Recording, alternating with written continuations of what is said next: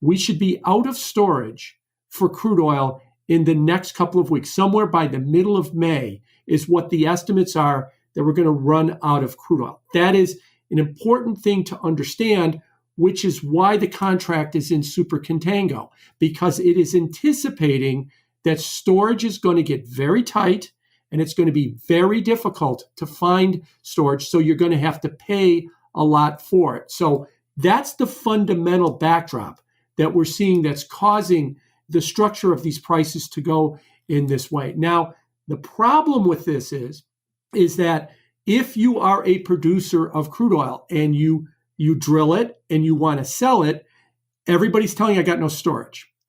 Well, there is a way out. And the way out is you can sell a futures contract and make delivery on it. And then you satisfy your requirements by making delivery. It is the buyer's problem to find this storage that we're running out of. And the buyer's going to be the problem. Now, what's been happening with all of this retail surge that we have to pick the low in crude oil, they are generating long buying of crude oil futures.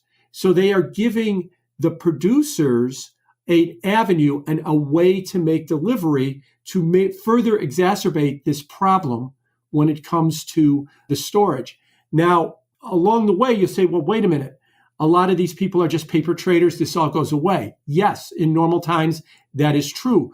But in these abnormal times where storage is running out, that this buying interest by the public is giving these producers an avenue to make delivery, a way to keep producing when we don't need it, and find a way to sell it to somebody via delivery of the futures contract.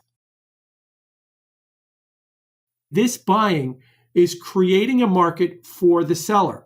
Now, again, the seller is motivated because of this unusual circumstance that we have no storage. So this is giving them an out. If we had storage, there'd be no reason for them to look to the futures market as an outlet for delivery. But because we're out of storage, they can shift the burden off of them to find storage and shift it to a futures holder that can own it. These investors that buy into these, they think they're capped at zero.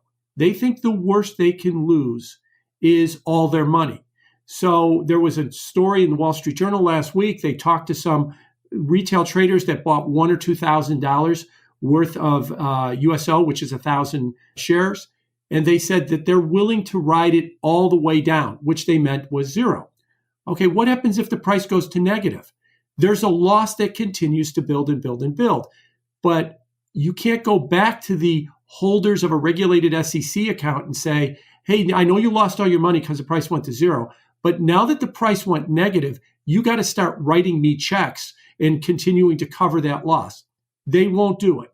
And so then it falls to either the manager of the fund, or it falls to the broker that did the trades, or as the ultimate backstop, it falls to the clearinghouse of the exchange. There is a loss in there and somebody has to eat it.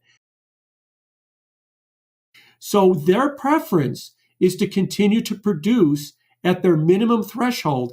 They can't linearly just keep cutting back and cutting back and cutting back.